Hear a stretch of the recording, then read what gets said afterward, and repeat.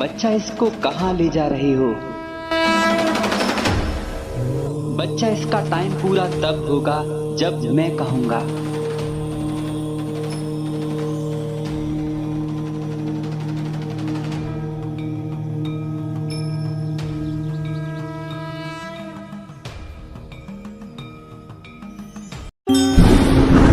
राधे राधे मित्रों, स्वागत है आपका आपके अपने YouTube चैनल पर।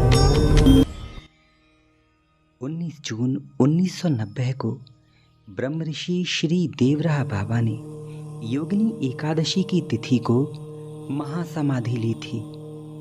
महासमाधि के बाद बाबा के शरीर को यमुना जी में प्रवाहित किया गया था और यमुना जी में समाधि देने के बाद बाबा का शरीर तुरंत ही गायब हो गया था। कई सारे गोताखोर जब बाबा के शरीर को स्पर्श करने के लिए यमुना जी में कूदे तो वहां पर बाबा के शरीर को नहीं पाया गया। बाबा यमुना जी में जाते ही विलुप्त हो गए, जो उनकी इस बात को प्रमाणित करता है कि बाबा की उत्पत्ति जल से हुई थी और बाबा विलीन भी जल में ही हो गए थे। महासमाधि के बाद एक ऐसी घटना जो भक्तों में सुंदर भक्ति प्रकट करने वाली है, मैं आज आपको सुनाता हूँ। श्री देवराह बाबा के एक बहुत ही प्रिय भक्त थे। वे थे लाला पोखरमल जी गोयल, जिन्हें बाबा बहुत प्रेम करते थे। एक दिन अचानक पोखरमल जी के 35 साल पुराना हॉर्निया का दर्द फिर से शुरू होने लगा। ये दर्द धीरे धीरे बढ़ने लगा, क्योंकि दर्द वाली जगह पर 35 साल पहले एक बार हॉर्निया का ऑपरेशन हो चुका था। घर के फैमिली डॉक्टर्स ने सलाह दी कि किसी बड़े अस्पताल में अच्छे डॉक्टर्स से इनका इलाज करवाना चाहिए। घर वालों ने लाला जी को सिटी क्लिनिक में भर्ती कर दिया। डॉक्टर्स ने सीरियस केस देखते हुए 2-3 दिन में ही ऑपरेशन करने की सलाह दी और ठीक समय पर ऑपरेशन भी कर दिया गया। लेकिन 4-5 दिनों बाद भी जब पानी का विकास नहीं रुका तो ऑपरेशन फेल हो जाने पर डॉक्टर्स ने दोबारा भर्ती होने की सलाह दी।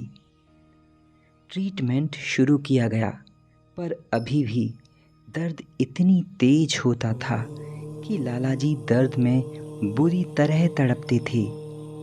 घाव की सफाई में ये असहनीय कष्ट सहन नहीं कर पाते थे और दुखी हृदय से प्रार्थना करने लगते, हे गुरु महाराज, इस तरह तड़पाने से अच्छा हो कि या तो इस पार कीजिए या उस पार।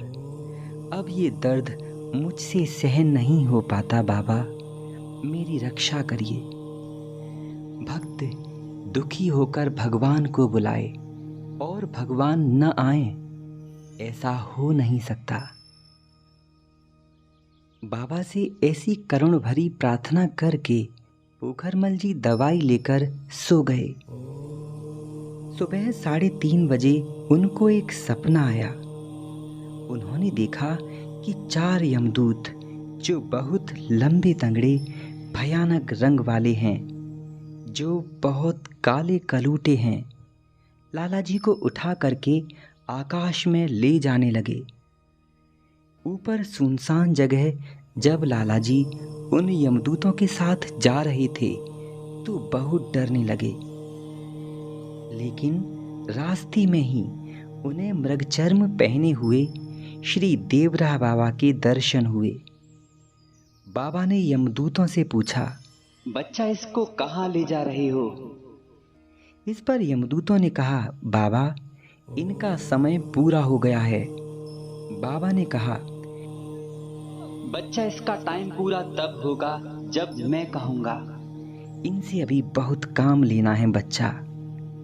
इतना कहकर बाबा ने लाला जी को यमदूतों को जोर से डांटते हुए तेजी से छीन लिया। फिर चारों यमदूत गिर पड़े और बाबा ने लाला जी को पकड़कर अपनी तरफ कर लिया और साथ ही नीचे फेंक दिया।